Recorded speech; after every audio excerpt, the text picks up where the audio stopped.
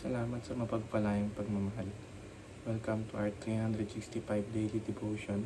Ako po si Alexander Gomez from Batch 3.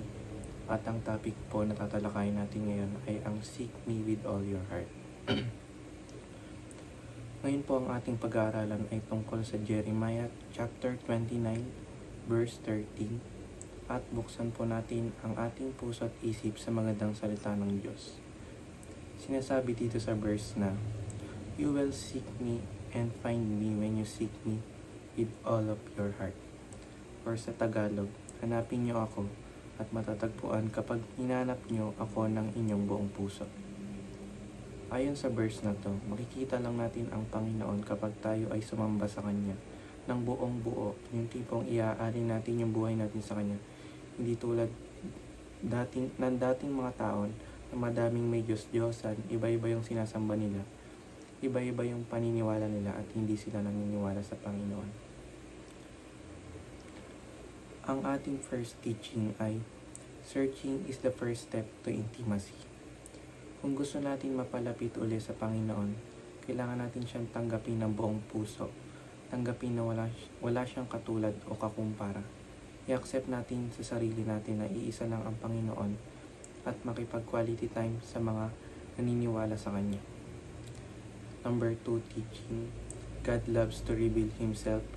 Gusto ng Panginoon na makita natin siya, na malaman natin na andyan lang siya palagi para sa atin, na kahit anong mangyaring masama o maganda sa atin, di tayo iiwan ng Panginoon.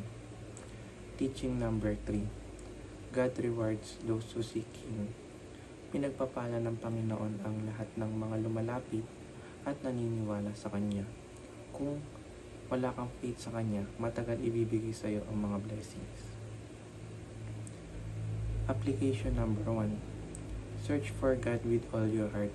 Sabi nga sa una, hanapin natin ang Panginoon at lumapit tayo sa Kanya ng buong puso, na umaabot sa point na inaalay natin ang buong buhay natin sa Kanya.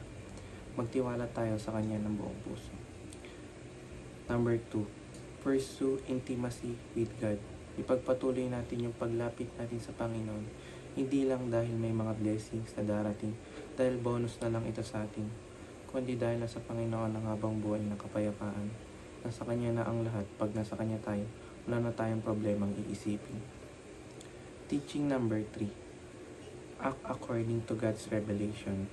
Dapat pag nakilala natin ang Panginoon, mag-act tayo as a servant. Sabi nga ni Pastor, kung siya ang leader, dapat di tayo mag-act as a leader din. Example na lang, na kapag may gusto kang makuha, is dapat ibibigay sa atin agad ng Panginoon.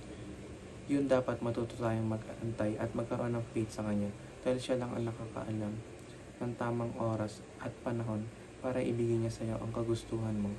O pwede ding mas maganda pa ang ibigay niya sa iyo. Yun lamang po.